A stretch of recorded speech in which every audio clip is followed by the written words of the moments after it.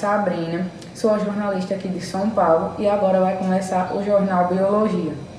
Muitas pessoas têm uma certa curiosidade sobre o que é o vírus. Eles podem ser considerados parasitas intracelulares e também contêm organismos pequenos, podendo assim infectar pessoas, animais e vegetais. Eles também podem variar o seu tamanho de acordo com a sua estrutura. E agora eu vou falar um pouco sobre algumas doenças que podem ser causadas por vírus. Entre elas está a febre amarela, que é causada por um arbovírus de gênero flavovírus e pode ser contaminada pelo mosquito. Também temos a AIDS, que é causada pelo vírus da imunodeficiência humana, HIV, e como todos já sabem, ela é transmitida sexualmente com contato com o sangue ou de mãe para filho. E também temos a dengue, que é causada pelo arbovírus e pode ser contaminada pela picada do mosquito Aedes aegypti. A cachumba, que também foi uma doença muito viral causada antigamente, e ela atacava nas nossas glândulas salivares, ou seja, ela era contaminada através da saliva de pessoa para pessoa. E por último a ebola, que foi uma doença muito viral antigamente. Ela poderia provocar hemorragias, poderia fazer o falecimento dos órgãos e também levar até a morte.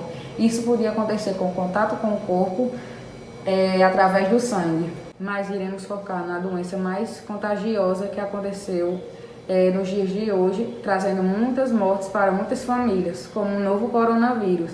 E essa parte eu vou deixar a jornalista Lorena, que está diretamente das ruas de Rio de Janeiro e vai nos falar um pouco da sua opinião relacionada a essa doença presente em nossas vidas. Boa tarde, meu nome é Lorena e eu vou falar um pouco sobre o que é o Covid-19. A Covid-19 é uma doença respiratória causada pelo novo coronavírus. Essa doença chegou a muitos países e causou o que a Organização Mundial da Saúde chama de pandemia, quando a doença se espalha rápido e em muitos lugares ao mesmo tempo. Se liga nas formas de transmissão e em como você deve fazer a sua higienização pessoal e da sua casa. Lembre que é muito importante tomar cuidado redobrado com as pessoas do grupo de risco, pessoas com doenças crônicas, diabéticos, hipertensos, asmáticos e pessoas acima de 60 anos. Para que essas pessoas, o cuidado deve ser maior, pois eles estão mais vulneráveis ao coronavírus. Não vacila. Jovens saudáveis precisam tomar os mesmos cuidados, porque podem pegar a doença que pode deixar sequelas no sistema respiratório e até ser fatal. Lembrando também que pode aumentar as chances da transmissão do vírus para o grupo de risco. Mas calma, os números de casos do nosso país podem ser diminuídos se algumas estratégias de higienização e isolamento social forem colocadas em prática. Se não der para fazer o isolamento total, ainda dá para se proteger no espaço público. Desse jeito, a doença vai contagiar menos pessoas e a saúde de todos será preservada. A saúde humana, a saúde animal e o estado dos ecossistemas estão intimamente ligados. Sabemos que 70% / 80% das doenças infecciosas, emergente e reemergente, têm origem zoótica, ou seja, podem ser transmitidos entre animais e humanos. E o aumento da população, a mudança do clima, a urbanização aumentada e as viagens internacionais aumentam o risco de surgimento de disseminação patogênicas respiratórias. O coronavírus também causam doenças em uma ampla variedade de espécies de animais. SARS-CoV foi transmitido pelos gatos aos humanos na China em 2002 e o MERS-CoV pelo camelo dromedário aos humanos na Arábia Saudita em 2012. Vários coronavírus conhecidos circulam em animais e que ainda não infectaram humanos. Um evento de transpasso entre espécies spillover ocorre quando se descobre que um vírus que normalmente circula nas espécies animais foi transmitido aos humanos. Evidências atuais indicam que o vírus causador da Covid-19 é transmitido por meio de gotículas respiratórias ou por contato. A transmissão por contato ocorre quando as mãos contaminadas tocam a mucosa da boca, do nariz ou dos olhos. Estudo desenvolvido na Universidade de São Paulo, USP, mostrou que o novo coronavírus é capaz de infectar as células que formam o músculo cardíaco, também conhecidas como cardiomiócitos. Boa tarde, meu nome é Lorena, já estou aqui nas ruas do Rio de Janeiro, aqui no Hospital Dr. Odilon Maia Filho, para falar com a doutora Alícia. Antes disso, eu vou falar um pouco sobre esse novo coronavírus que está causando muitas mortes nos dias de hoje. Meu nome é Lorena, estou aqui com a doutora Alice no Hospital Dr. Odilon Maia Filho e eu vou fazer algumas perguntas para ela sobre o novo coronavírus. Alicia, quais os principais sintomas da Covid-19? Os sinais mais comuns da Covid-19 são febre, tosse seca, falta de ar e cansaço. Outros sintomas menos comuns, mas podem surgir em algumas pessoas, são perda de olfato ou de paladar, dor de cabeça e garganta inflamada, vermelhidão nos olhos, diarreia ou manchas vermelhas na pele. Quando começam a aparecer os primeiros sintomas?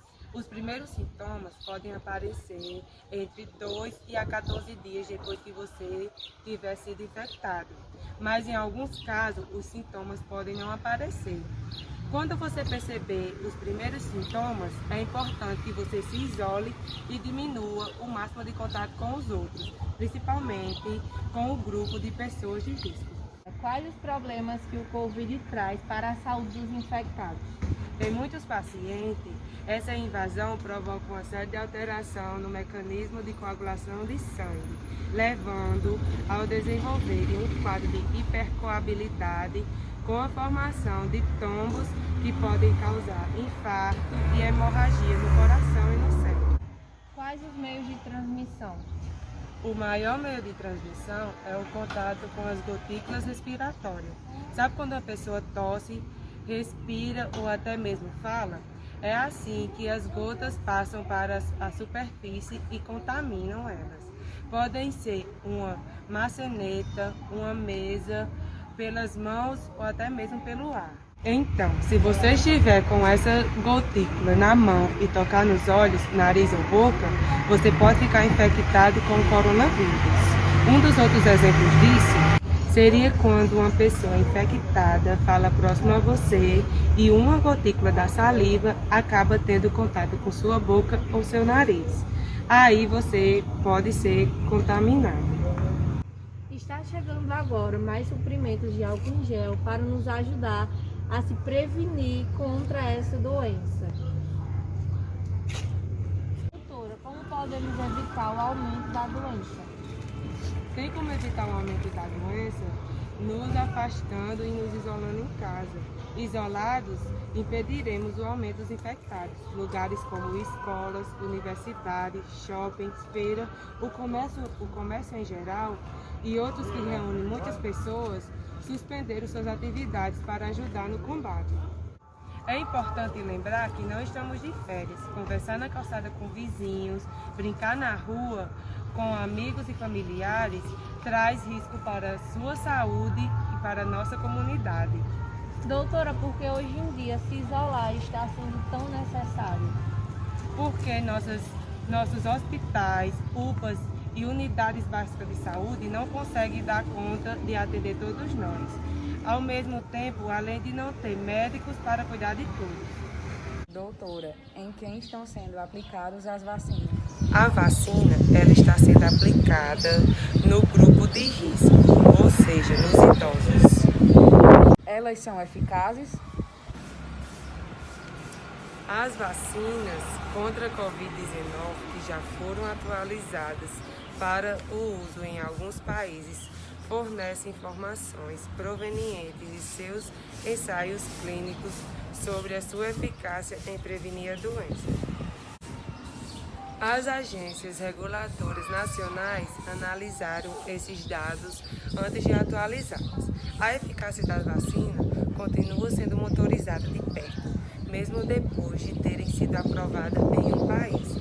Somente os imunizantes que se mostraram eficazes serão aprovados para o uso da população. Doutora, qual a segurança da vacina?